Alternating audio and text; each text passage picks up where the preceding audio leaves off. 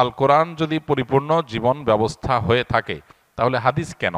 খুবই হাস্যকর একটা বিষয়, আমাদের সমাজে অনেকের মুখে এখন আজকাল এগুলো শোনা যায়। কোরআন যদি পরিপূর্ণ হয় তাহলে হাদিস কেন? কোরআন পরিপূর্ণ, কোরআন হলো মূল পাঠ, এটার ব্যাখ্যা গ্রন্থ হলো হাদিস। অতএব কোরআন পরিপূর্ণ হওয়ার সাথে হাদিসের প্রামাণ্যতার কোনো সংঘর্ষ নাই, কন্ট্রাডিকশন নাই, দুইটাই প্যারালালি চলে। কারণ হলো কোরআনের ব্যাখ্যার জন্যই আল্লাহ তাআলা রাসূলকে পাঠিয়েছেন। এখন যদি কেউ বলেন কোরআন তো পরিপূর্ণ, তাহলে আল্লাহ রাসূল পাঠালেন কেন? কোরআন জিবরিল দিয়ে পাঠিয়ে দিলেই তো হইলো। এই প্রশ্নটা যেরকম অবান্তর, কোরআন পূর্ণাঙ্গ হলে আবার হাদিস লাগে কেন, এটাও সেরকম অবান্তর।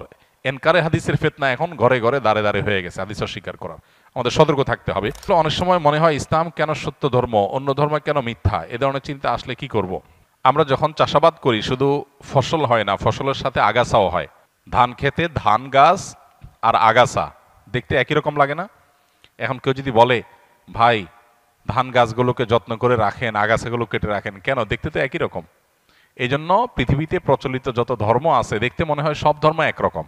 আসলে একটা হলো মূল গাছ, মূল গাছের মধ্যে বহু আগাছা সৃষ্টি হয়েছে। যেই ধর্মের সূত্র আসমানের সাথে, আল্লাহর সাথে, ওহির সাথে, নবী রাসূলদের সাথে, সেগুলোকে বলা হয় আসমানি ধর্ম। এগুলো যুগে যুগে সব একই সূত্রে গাথা। এগুলোরই সর্বশেষ ধারা হলো মুহাম্মদ সাল্লাল্লাহু আলাইহি সাল্লামের ধর্ম। এরপর আর কোনোটা আসবে না, এরপর কিয়ামত হয়ে যাবে। এই ধারার যে কোনো ধারার অনুসারী হলেই তিনি নাজাত প্রাপ্ত। এর বাইরে মানুষের সৃষ্ট আরো বহু ধর্ম পৃথিবীতে তৈরি হয়েছে, এগুলো কোনোটাই সঠিক নয়।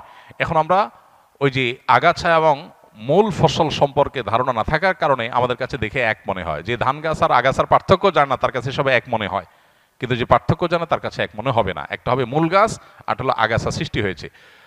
আসমানি ধর্ম এটার ধারা শুরু হয়েছে কখন? আদম আলাইহিস সালাম থেকে শুরু করে নূহ আলাইহিস সালামের সময় এটার দ্বিতীয় ধাপ শুরু হয়েছে।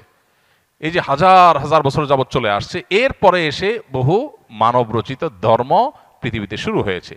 অতএব এগুলোর ভিতরে কোনটা আল্লাহর মনোনীত আর কোনটা আল্লাহর মনোনীত না, এটা বোঝাটা হলো গুরুত্বপূর্ণ। আল্লাহ কোরআনে বলেছেন না দিন ইনদাল্লাহিল ইসলাম, আল্লাহর কাছে একমাত্র মনোনীত দিন হলো ইসলাম। ওয়া মান ইয়াবতাগি গায়রাল ইসলামি দীনান ফালান ইউকবালা মিনহু, আল্লাহ বলেছেন যে ব্যক্তি ইসলাম ছাড়া অন্য কিছু আল্লাহর কাছে ধর্ম হিসাবে নিয়ে আসবে, অ্যাকসেপ্টেড হবে না।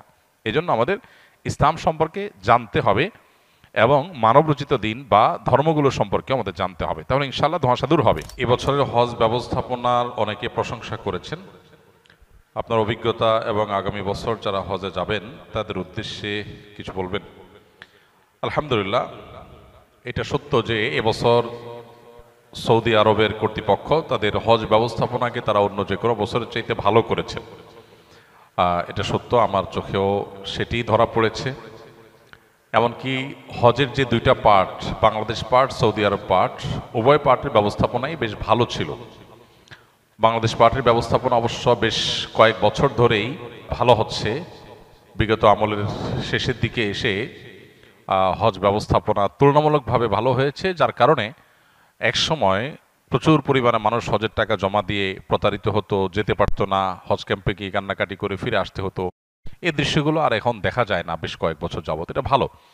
তো তার মধ্যে আবার এই বছর আলহামদুলিল্লাহ তুলনামূলকভাবে হাজিদের হয়রানি অথবা পেরেশানি তুলনামূলকভাবে কম হয়েছে বিগত বছরগুলোর সাথে কম্পেয়ার করলে।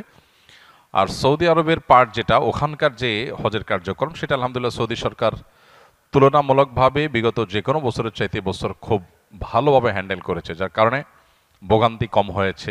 বিশেষ করে অতিরিক্ত গরমে ভিড়ে মানুষ মৃত্যুর যে হার, সেটা বেশ খানিকটা কম, অনেক কম, যার কারণে সব মিলিয়ে প্রশংসা করার মতো একটা পর্যায়ে আসছে। এবং এখান থেকে বোঝা যায় যে কর্তৃপক্ষ চাইলে হজ ব্যবস্থাপনাকে আরও সুন্দর করা সম্ভব, আরও সুষ্ঠু করা সম্ভব।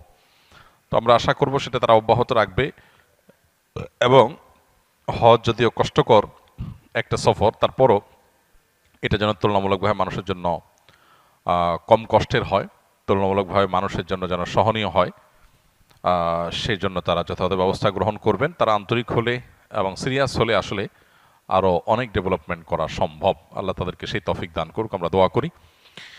এবং সামনের বছর যারা যাবেন বা অন্য যে কোনো বছর যারা হজে যাবেন, আমার পরামর্শ হলো যে জীবনে যখনই হজে যাওয়ার তৌফিক হবে ইনশাআল্লাহ, হজে যাওয়ার আগে যথাযথভাবে বারবার একাধিকবার প্রশিক্ষণ নেবেন।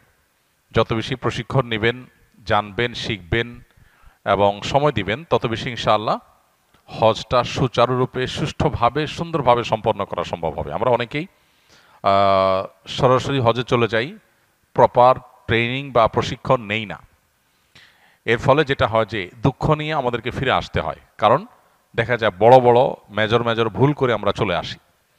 তো এই জন্য হজের সফর সহজ হওয়ার জন্য, পুরো সফরের কার্যক্রমগুলোকে সহজতর করবার জন্য প্রশিক্ষণের কোনো বিকল্প নাই। যারা অভিজ্ঞ, তাদের অভিজ্ঞতার আলোকে যে প্রশিক্ষণগুলো হয়ে থাকে, সে প্রশিক্ষণগুলো আমরা গ্রহণ করবো ইনশাআল্লাহ। আসুন্নাহ ফাউন্ডেশন থেকে প্রতি বছরই হজযাত্রীদের উদ্দেশ্যে প্রশিক্ষণ নিবেদন করা হয় এবং আলহামদুলিল্লাহ সে সমস্ত প্রশিক্ষণে হাজার হাজার মানুষ অংশগ্রহণ করে। যে এজেন্সিতে যাক না কেন, এই প্রশিক্ষণ আসুন্নাহ ফাউন্ডেশন থেকে সম্পূর্ণ ফ্রি উপস্থাপন করা হয়ে থাকে। অতএব যারা হজে যাবেন তারা ফাউন্ডেশন ট্রেনিং হোক বা অন্য কোনো ট্রেনিং হোক, সেই ট্রেনিংগুলোতে ইনভলভ হবেন এবং প্রশিক্ষণ নিয়ে যাবেন।